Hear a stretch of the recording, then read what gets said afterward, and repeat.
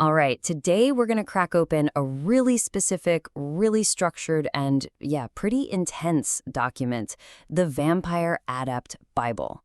Our whole goal here is just to break down the system it lays out, which is a whole philosophy, really, and a kind of map for navigating what it calls the three worlds. Right out of the gate, the text itself gives us a heads up. It literally says, hey, you're going to find facts and metaphors all mixed up in here, so you got to be careful.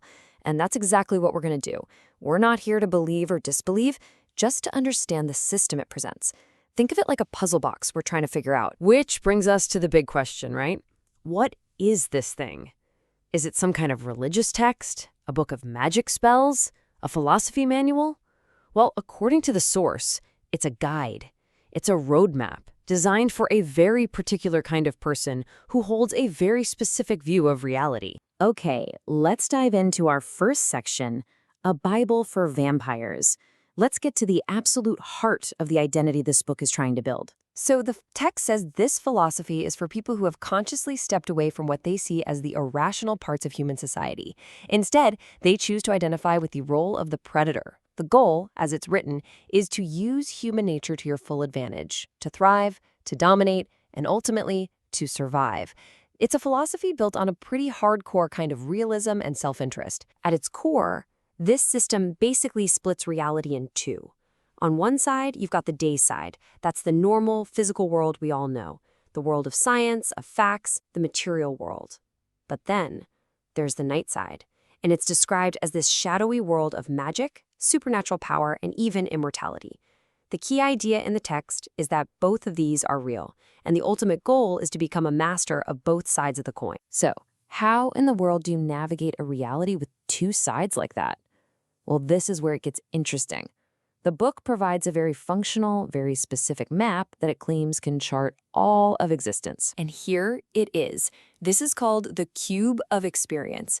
I know it looks a little complicated, but this is the absolute key to understanding the whole system. You can think of it like a 3D graph of consciousness itself.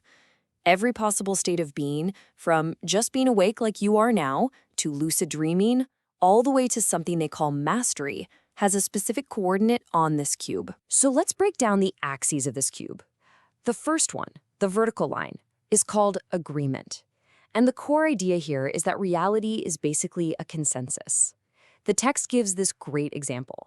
If you and, say, 10 friends all see a cat sitting on a chair, that experience has high agreement. It's real.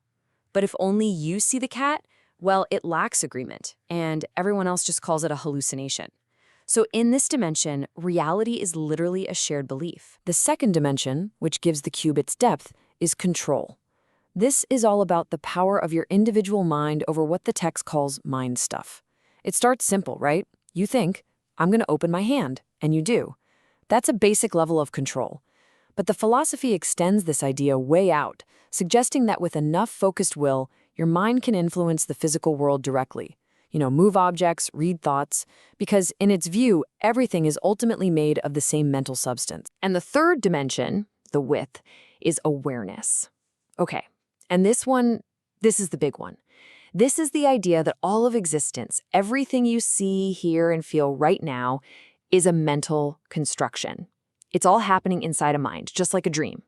The goal here isn't to wake up from the dream and have it end. The goal is to become aware that you are dreaming while you're still in it, to become a lucid dreamer inside of reality itself. And that awareness, the book claims, is the key to true power. So you have these three dimensions: agreement, control, and awareness. How do they combine to define our actual experience? Well, the system maps them onto what it calls the 9 gates. In this chart is where the system's logic really shines through. It's almost mathematical, like a programming language for consciousness. Every gate, from normal waking life to the ultimate goal of mastery, is given a score. A 1 means you have full potential in that dimension, and a 0 means you have none. It's a way of taking these really abstract spiritual ideas and turning them into a defined, almost measurable system. Let's just visualize that for a second. Normal waking, our everyday state, gets a total score of 1. That's full agreement, but 0 control and 0 awareness. Other states, like what it calls enlightenment, score 2, But the final goal, the top of the leaderboard, is mastery, a perfect 3. That means full agreement, full control, and full awareness all at the same time.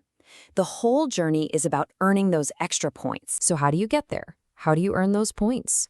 The text lays out different strategies or angles. On the left, you've got the path of power. That's like a direct head-on assault to try and gain control over reality. It's described as being really difficult. But on the right, you see what it calls the path of the dragon, which it says is easier and more reliable. This path is about using your natural dream state as a training ground to practice awareness and control, and then bringing those new skills back with you into the waking world. And that brings us to our final section, the ultimate goal. What does it actually mean to get to the top of that chart, to achieve the gate of mastery? This line from the text pretty much sums up the entire philosophy. Reaching mastery means you finally, fully understand and accept this one truth, that reality is a dream, and you are the one dreaming it. The purpose of life, according to the system, is to wake up inside that dream, and in doing so, gain total consciousness and control over what happens in it. But there's one final twist, a fourth dimension. It's called the dragon, and it's not actually on the cube. It's a single point that exists outside of it. The text describes this as your innermost self, the silent observer. It's the eye that sees everything but can't see itself. It's the dreamer of the dream. You can never experience it directly because you are it. It's the very source of consciousness that makes the whole cube of experience even possible. And the text concludes with this image and a Latin phrase, finis coronat opus. The end crowns the work. After mapping out all of reality, defining consciousness, and giving you a path to mastery, the very last message is just a reflection on the journey itself. It leaves us with the system's most provocative question. If the world really is a dream, what does it mean to be the one who is dreaming it?